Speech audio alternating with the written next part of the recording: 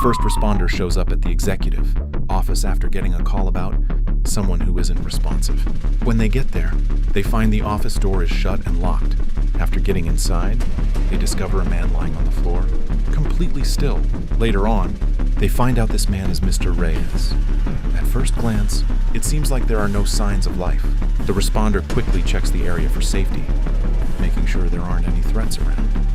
They notice a window that looks like it's been messed with. The furniture is in disarray. Papers are scattered all over the desk and the floor. Realizing this might be a crime scene, the first responder jumps into action. They secure the area. No one is permitted to go in or out. They alert the authorities and the investigation team. From here on out, the scene is kept intact for a thorough investigation. The first responder will call the SOCO team for an urgent investigation.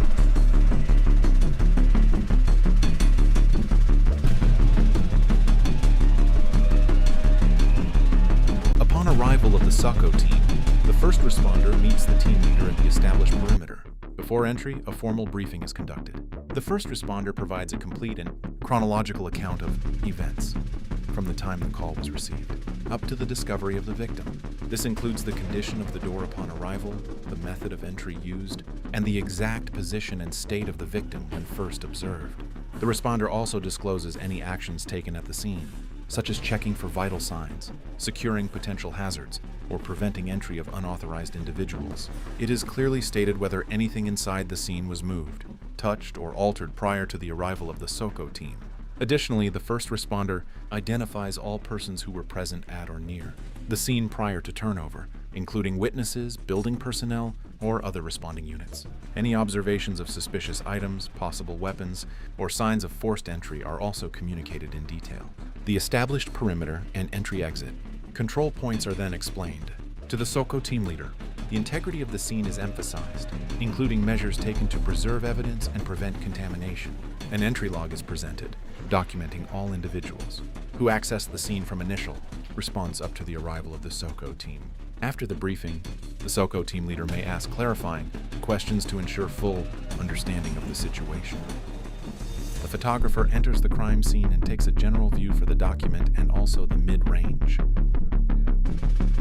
The first responder relinquishes control, and the SOCO team assumes full authority over the processing, documentation, and evidence collection. The turnover is documented, marking the beginning of the formal forensic investigation phase.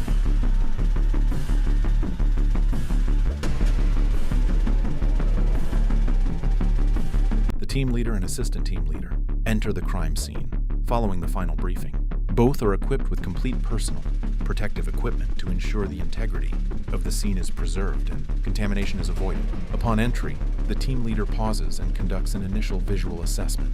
He carefully scans the entire area, taking note of the overall condition of the scene, the position of visible items, and any possible points of entry or disturbance. At this stage, nothing is touched. The assistant team leader stands in position, prepared to document observations and assist in the search process. After the initial assessment, the team leader initiates the systematic search for evidence using the spiral search method. Beginning at the outer perimeter, he moves inward in a slow, controlled circular pattern. This approach ensures that all areas of the scene are thoroughly examined and that no potential evidence is overlooked. As the search progresses, items of evidentiary value begin to emerge. The team leader identifies each item visually and confirms its relevance before any action is taken. The assistant team leader then places properly numbered evidence markers beside each item. Care is taken to avoid direct contact or disturbance of the evidence. Each marker is positioned clearly for documentation and photography. Observed evidence may include documents, possible weapons, and trace materials scattered within the area. Each item is treated with caution and respect to preserve its original state. The team leader continues to dictate detailed observations, including the exact location, condition, and relative position of each piece of evidence. These details are accurately recorded by the assistant team leader in the investigation log. Throughout the process, strict scene control is maintained. Movement within the area is minimized, and only designated pathways are used to prevent cross-contamination. By the end of the spiral search, all visible evidence within the scene has been systematically identified and properly marked. The scene is now fully prepared for detailed documentation, photography,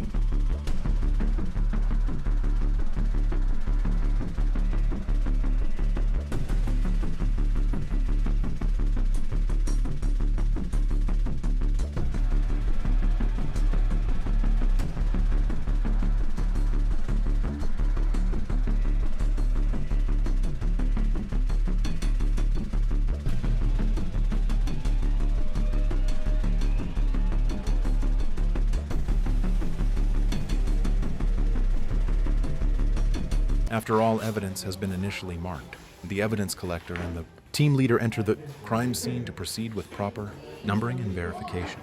Both ensure that personal protective equipment is complete before approaching any item, maintaining strict contamination control. The team leader supervises closely, confirming that each previously identified piece of evidence is properly marked and documented. The evidence collector begins assigning official evidence numbers. Each item is carefully checked, and numbered markers are placed clearly beside the evidence without disturbing its original position. The team leader cross-checks every entry, verifying the description, exact location. All details including evidence number, type of item, and location are accurately recorded in the evidence log. Preparation for collection also begins. Necessary materials such as evidence bags, labels, and seals are organized for systematic handling. Movement inside the scene remains controlled, ensuring that no cross-contamination occurs.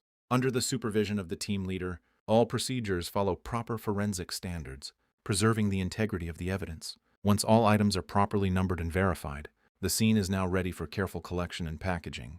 The crime scene photographer enters the secured area after all evidence has been properly marked and numbered. Full personal protective equipment is worn to ensure that no contamination is introduced into the scene. Under the supervision of the team leader, the photographer prepares the camera equipment and begins systematic documentation. The process starts with overall photography using the four-corner method. The photographer positions at each corner of the room, capturing wide-angle images that cover the entire scene. These photographs establish the layout, condition, and spatial relationship of all objects and evidence present. Additional overall shots may be taken from entry points and other strategic positions to provide a complete visual record. Next, the photographer proceeds to mid-range photography. These images focus on specific areas of interest, particularly where evidence has been marked. Each photograph shows the evidence in relation to its immediate surroundings, helping to demonstrate its exact position within the scene. Care is taken to maintain proper angle, distance, and clarity, ensuring that the relationship between items is clearly visible. Finally, the photographer captures close-up photographs of each piece of evidence. At this stage, all close-up images are taken without a measuring scale. This preserves the original, undisturbed appearance of the evidence as it was first observed. Multiple shots may be taken to ensure sharp focus and proper exposure.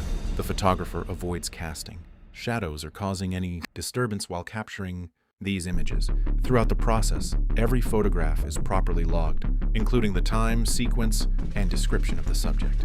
This systematic approach ensures that the entire crime scene and all evidence are thoroughly documented, providing an accurate visual record.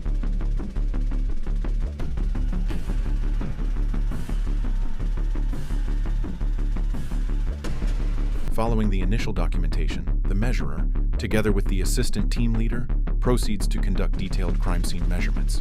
Before any measurement begins, 2 fixed reference points are established. These points must be permanent, immovable, and easily identifiable, such as the corners of the room or structural fixtures. Using the triangulation method, the measurer extends a measuring tape from the first reference point to a specific piece of evidence. The exact distance is carefully read and recorded. A second measurement is then taken from the second reference point to the same piece of evidence. By obtaining 2 intersecting distances, the precise location of the evidence can be accurately plotted. On the crime scene sketch, the assistant team leader closely observes the process, verifying each measurement to ensure accuracy and consistency. Any discrepancies are immediately corrected to maintain the integrity of the data. This procedure is repeated systematically for all pieces of evidence within the scene. Each item is measured individually, ensuring that its exact position is documented relative to the fixed reference points. All measurements are recorded, clearly and organized, for proper transfer to the final sketch. Accuracy at this stage is critical, as it supports reconstruction and analysis of the incident. Once all measurements have been completed, the photographer is instructed to re-enter the crime scene. The photographer begins capturing close-up images of each piece of evidence, this time with a measurement scale placed beside the item. The scale is positioned carefully parallel to the evidence and without covering any important details, to provide an accurate reference for size and dimension. Each photograph is taken steadily and clearly, ensuring proper focus, lighting, and angle. The evidence must not be disturbed during this process. These scaled photographs serve as vital documentation, allowing investigators and the court to examine the evidence in precise detail. Through proper triangulation measurement and scaled photography, the scene is thoroughly documented, preserving the spatial relationship and integrity of all evidence. At this stage of the investigation, the crime scene sketcher begins the documentation process by creating a rough sketch of the area. Using standard measuring tools, the sketcher establishes 2 fixed reference points to ensure accuracy. From these points, precise measurements are taken to locate all relevant evidence, including the position of the victim, furniture, and other objects within the scene. The sketch includes essential elements such as walls, doors, windows, and the orientation of the scene, indicated by a north arrow. Each piece of evidence is carefully labeled and recorded. Measurements are documented using the triangulation method, ensuring that every item can be accurately reconstructed later. Notes are added to clarify details that may not be visually represented, such as textures, conditions, or observations. This rough sketch will later be transformed into a final scaled diagram, serving as a permanent record for analysis and courtroom presentation. Accuracy, clarity, and completeness are critical, as the sketch plays a vital role in reconstructing the events of the crime. At this stage of the investigation, the evidence collector begins the critical process of gathering all identified and marked evidence within the crime scene. Before entering the scene, the collector ensures that proper personal protective equipment is worn, including gloves, masks, and protective clothing. This precaution is essential to prevent contamination and preserve the integrity of all evidence. Upon entry, the evidence collector coordinates closely with the team leader and photographer. The collector confirms that each item of evidence has already been properly documented and photographed from multiple angles, including overall, mid-range, and close-up images. The collection process follows a systematic approach. Evidence is gathered one item at a time, based on the assigned numbering system established during the initial survey and marking phase. This ensures that no item is overlooked or collected out of sequence. For each piece of evidence, the collector first conducts a visual inspection without disturbing its original position. This allows final confirmation of its condition and placement before handling. The collector then uses the appropriate tools for each type of evidence. Forceps may be used for small items, while gloved hands are used for larger objects. Sharp items, such as knives, are handled with extreme caution to avoid injury and prevent alteration of fingerprints or trace evidence. Biological evidence, such as blood-stained materials, is collected using proper techniques to avoid degradation. These items are placed in breathable containers, such as paper bags, to prevent moisture buildup that could damage the sample. Non-biological evidence, including weapons, documents, or other objects, is secured in appropriate packaging materials. Fragile items are protected with padding, while trace evidence is sealed in small containers or envelopes. Each collected item is immediately placed into its designated container. The collector avoids mixing different pieces of evidence in a single container to prevent cross-contamination. After packaging, every item is carefully labeled. The label includes the case number, item number, description of the evidence, exact location where it was found, date and time of collection, and the name or initials of the collector. The collector then seals each container using proper evidence tape. The seal is signed or initialed to ensure that any tampering can be easily detected. Throughout the process, the evidence collector maintains constant communication with the team. Any unusual findings or concerns are immediately reported to the team leader.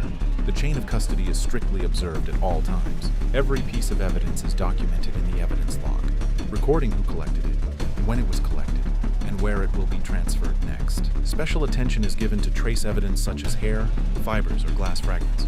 These are collected using specialized tools.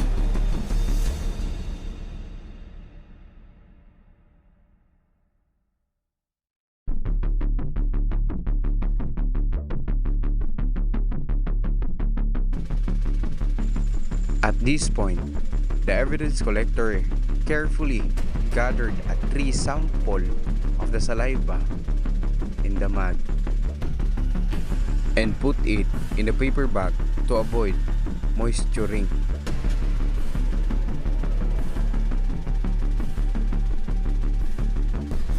And carefully labeled the collected evidence.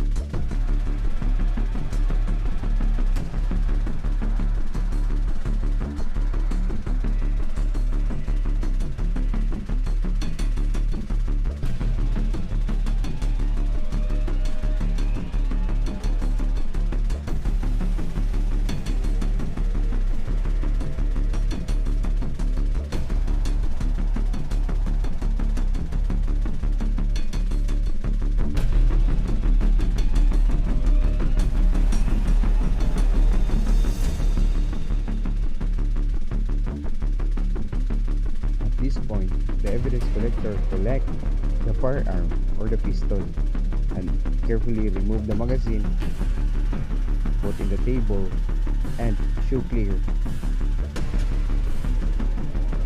And after that, hammer down and carefully put in the evidence bag, including the magazine. After that, the evidence collector put a level of that evidence.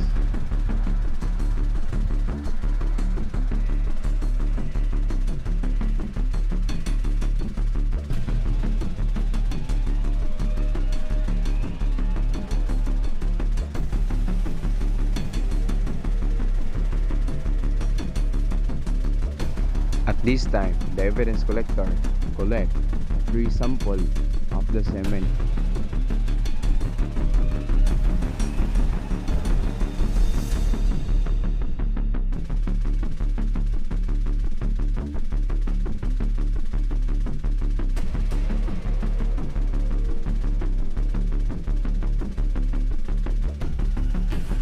And also put a label.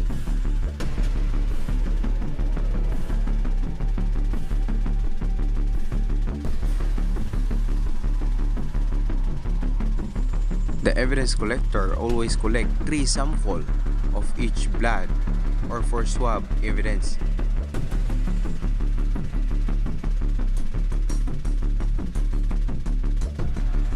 For the purpose of extra, if the other swab collected is contaminated.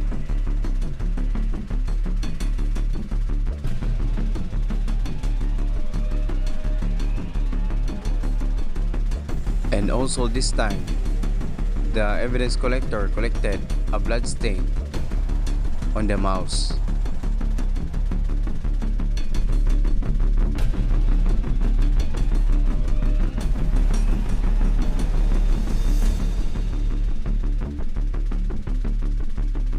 And the evidence collector collected a blood stain near the head of the victim for the purpose of comparison of the blood to the other evidence.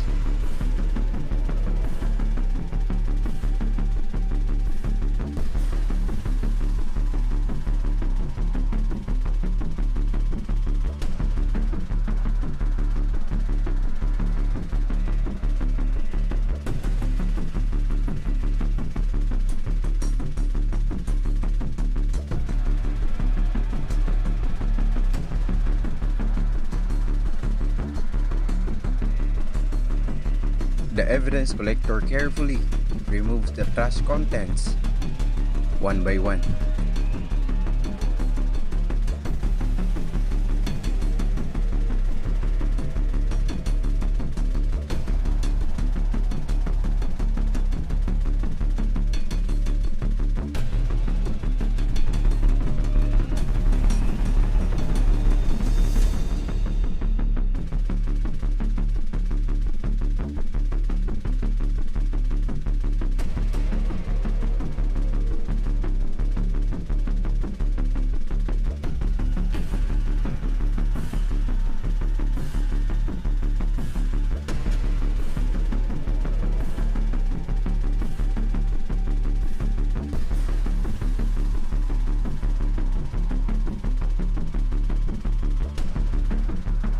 A bullet is discovered beneath the papers. Using rubber tip tweezers, the item is safely retrieved, marked, and assigned an evidence number. The photographer documents the evidence. It is then placed in an evidence bag, sealed, and properly labeled.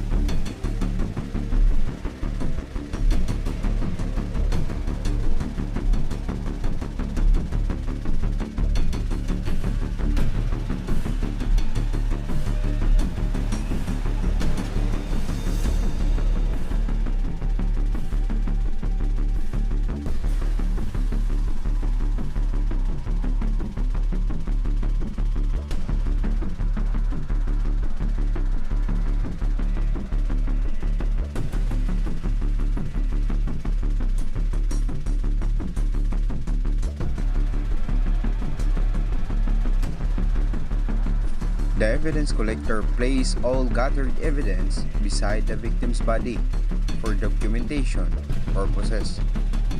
The photographer captured the scene, ensuring both the victim and all collected evidence are clearly visible in a single frame.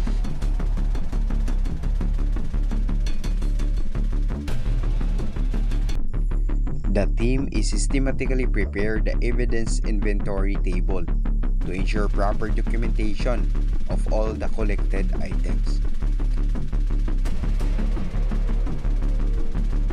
The evidence collector formally turned over all evidence recovered from the crime scene to the assigned evidence custodian.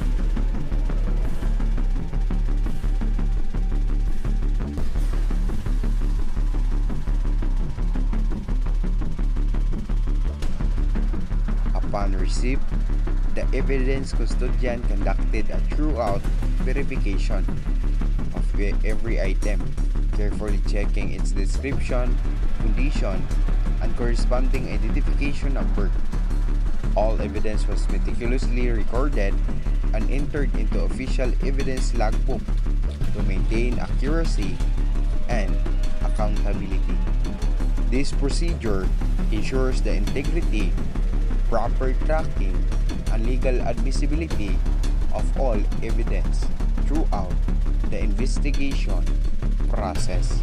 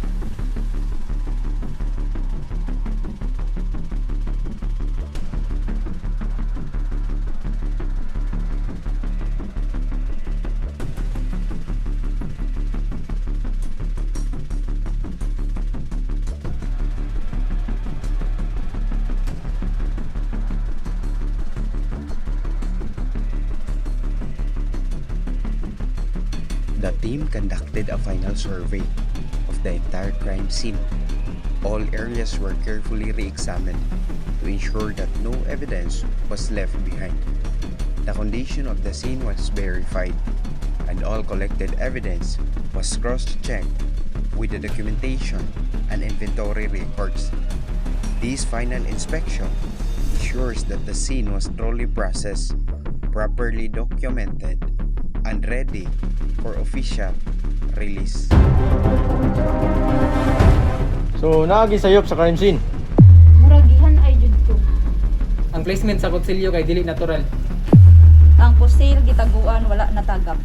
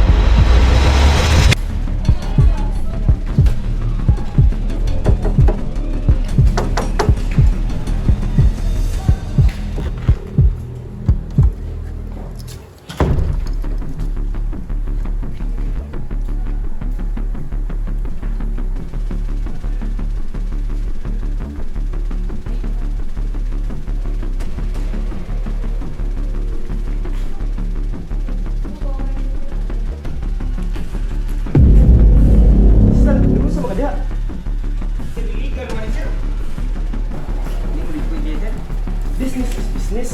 Ano lang pag nilabot? Kasi madawat ang kumpanya na sir. Hindi na pwede. Saglit na madawat na sir. Daot, kung magsaba ka,